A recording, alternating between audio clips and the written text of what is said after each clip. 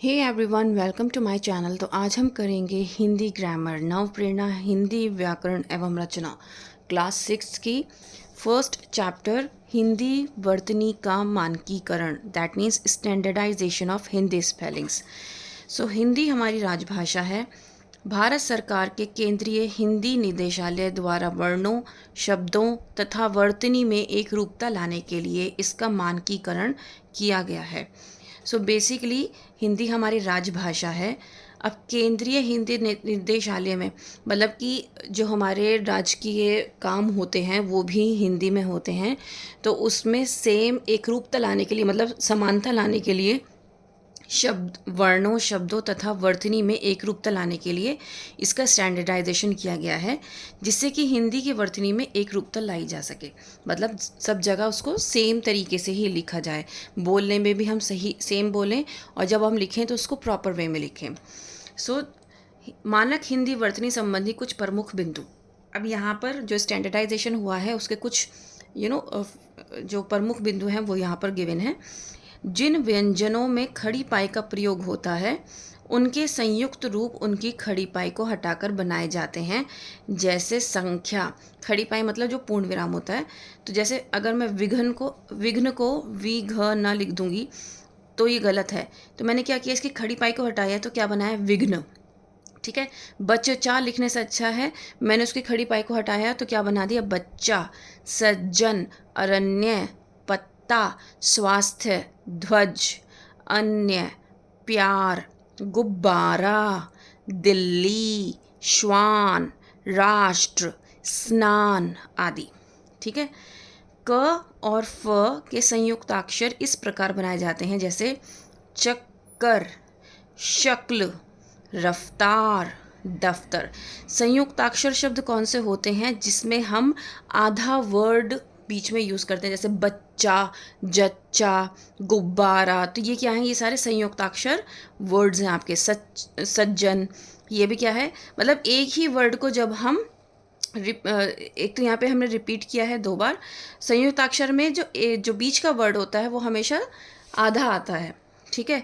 तो इसीलिए उसको क्या कहते हैं, हम संयुक्ताक्षर शब्द कहते हैं। ड, ढ, ट, ठ, द, ह के संयुक्ताक्षर उन वर्णों के नीचे हल चिन्ह लगाकर बनाए जाएं। जैसे अब आपको ये पता होना चाहिए कि ये जो वर्ड्स यहाँ पर लिखे हुए हैं इनके हम संयुक्ताक्षर कैसे बनाते हैं। ठीक है। ये बहुत इंपॉर्टेंट है कि इनके संयुक्ताक्षर कैसे बनाते हैं। गुड्डा, 2 वर्ड्स आए हैं तो हमने क्या किया, हलंत लगाया। इसको हम क्या बोलते हैं, हलंत कहते हैं, और इसको हम संस्कृत में भी यूज़ करते हैं। लट्टू, गद्दा, जब 2 वर्ड्स जैसे द 2 बार आया, बच्चा में हमने क्या किया था, आधा चा कर दिया था, लेकिन यहाँ पर द है। हमने पढ़ा ना, ड, ढ, ट, ठ, द, ह। अगर ये 2 बार आएगा तो यहाँ पर हलंत लगेगा, हल चिन्ह, इसको हल चिन्ह बोलते हैं। विद्यालय आदि। नई वर्तनी के अनुसार जब संयुक्त अक्षरों में दूसरे व्यंजन के साथ ई की मात्रा का प्रयोग किया जाए तो ई की मात्रा का प्रयोग संबंधित व्यंजन के तत्काल पूर्व ही किया जाए, पूरे संयुक्ताक्षर के साथ नहीं। जैसे द्वितीय, तो ये क्या है, द्वितीय, ये गलत है।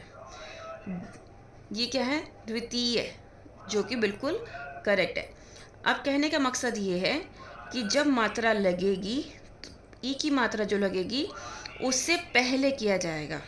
ठीक है। अगर आप देखो तो यहाँ पर इसके साथ किया गया था, हलंत का यूज़ मात्रा के बाद किया गया था, तो गलत है। लेकिन अगर हलंत का यूज़ मात्रा से पहले किया जा रहा है, छोटी ई की मात्रा से, तो वो उसकी शुद्ध फॉर्म है, उसकी प्योर फॉर्म है। जैसे चिह्नित, गड्डियाँ, तो छोटी ई की मात्रा से पहले क्या लगाया, हलंत। यहाँ पर भी। ठीक है। विभक्ति या कारक चिन्ह संज्ञा शब्दों के अलग लिखे जाएं। जैसे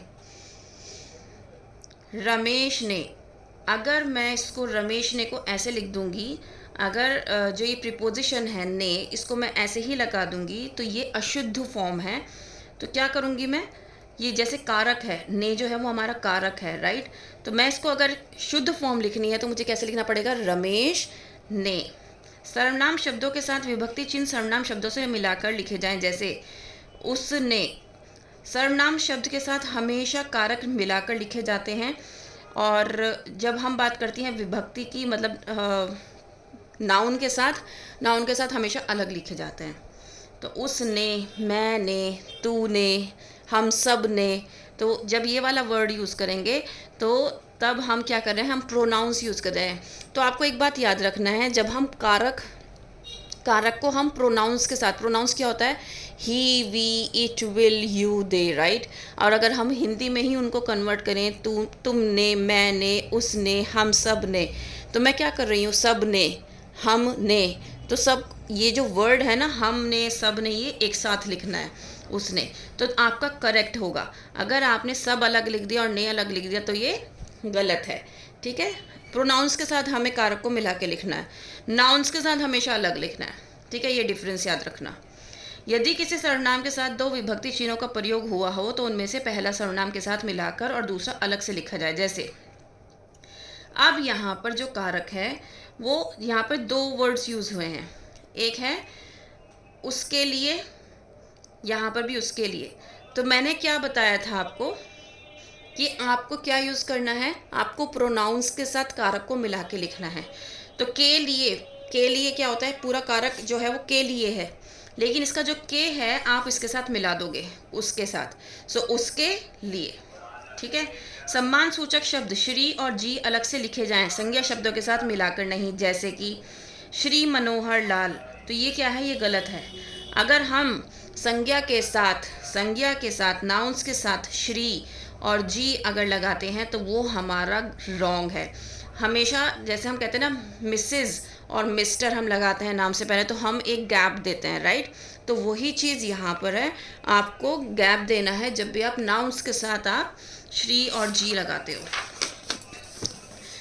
नेक्स्ट वी हैव क्रिया विशेषण अव्यय आदि में य व की जगह स्वरात्मक प्रयोग किए जाएं। जैसे अब देखो यहाँ पर क्या है, नई, तो यहाँ पर हम य की फॉर्म नहीं लिखेंगे, बड़ी ई लिखेंगे, गए ए लिखेंगे, हुआ बड़ा आ, ठीक है। तो ये क्या है, या व की जगह क्या लिया हमने जो अव्यय था वो सही अव्यय यूज़ किया। क्रिया विशेषण अव्यय आदि में या व की जगह हमने क्या किया, स्वरात्मक प्रयोग किया। स्थाई में हमेशा जहाँ पर या लगना चाहिए वहाँ पर हमें स्थाई में या लगाना है, ठीक है। इसका मूल रूप लगाना है। ऐसे दायित्व नहीं होता है, दायित्व, ठीक है। नेक्स्ट चूँकि अंग्रेज़ी, अरबी, फारसी का अनेक शब्द हिंदी भाषा के अंग बन चुके हैं, इसलिए वे हिंदी रूप में ही स्वीकार्य है। जैसे कलम, कत्ल, किला, दाग, अखबार की जगह कलम, कत्ल, किया, दाग और अखबार।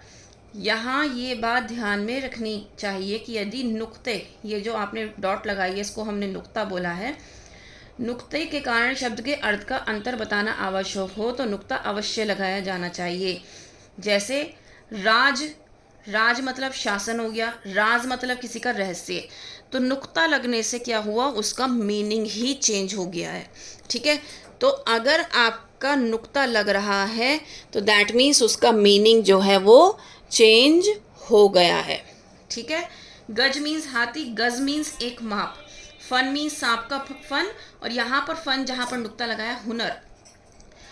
जरा मीन्स बुढ़ापा और ज़रा मीन्स थोड़ा सा, ठीक है। तो दैट मीन्स कितना डिफरेंस है ना, आप देख सकते हैं कि कितना डिफरेंस है सिर्फ और सिर्फ एक नुक्ता लगने से।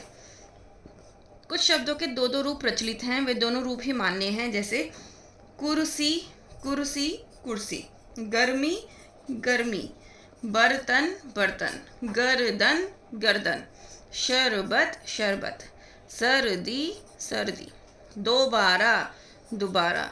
तो ये वर्ड्स ऐसे हैं, अगर हम स्पेलिंग ये वाली लिखें या ये वाली लिखें तब भी सेम रहती है।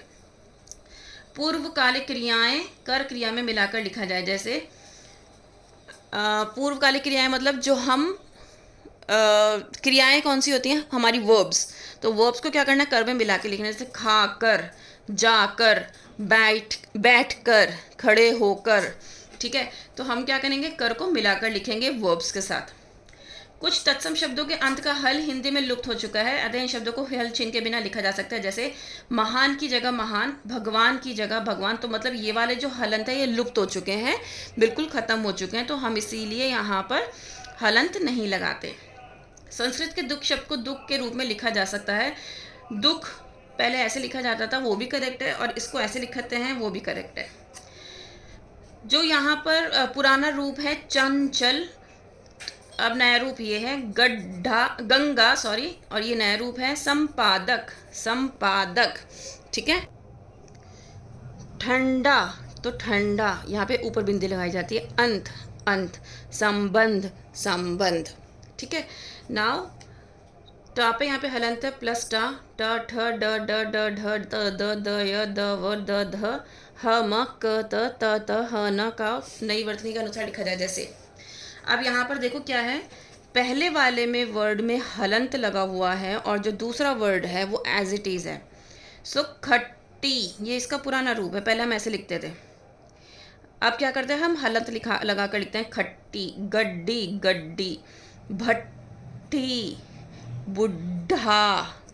तो समझ में आया, जब हम किसी चीज़ को रगड़ कर बोल रहे हैं बुढ़ा, मतलब एक ही वर्ड को 2 बार रिपीटिशन हो रहा है, तो जो बीच का वर्ड होगा उसमें हलंत लगेगा। ये हमने पहले भी पढ़ा है ना। जैसे हम यहाँ पे देख लेते हैं, रद्दी, ठीक है, फिर उसके बाद द्वार, ब्रह्म, पत्ता, भक्त, देन यहाँ पर विद्या, युद्ध, चिन्ह, प्रहलाद, शक्ति। ठीक है।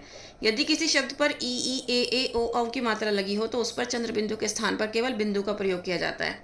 जैसे गोंद, तो यहाँ पर हम क्या करेंगे, जहाँ जहाँ पर मात्रा लगी होगी वहाँ पर सिर्फ हम बिंदी लगाएंगे। छींक, वहाँ पर चंद्र बिंदु नहीं लगाएंगे। जोंक, चोंच, और जहाँ पर कोई भी मात्रा नहीं होगी वहाँ पर हमें क्या करना है, चंद्र बिंदु का उपयोग करना है। उम्मीद करती हूँ कि ये जो चैप्टर है आपको अच्छे से समझ में आया होगा। मैंने पूरी कोशिश की है कि आपको अच्छे से एक्सप्लेन करूँ इंग्लिश से रिलेट करके, क्योंकि हम इंग्लिश बहुत अच्छे से समझते हैं। अगर समझ में आया तो please like, share and subscribe and do comment कि आपको इसमें कोई दिक्कत है, अगर है तो मैं उसको एक्सप्लेन करूँगी फिर से। That's all, thank you.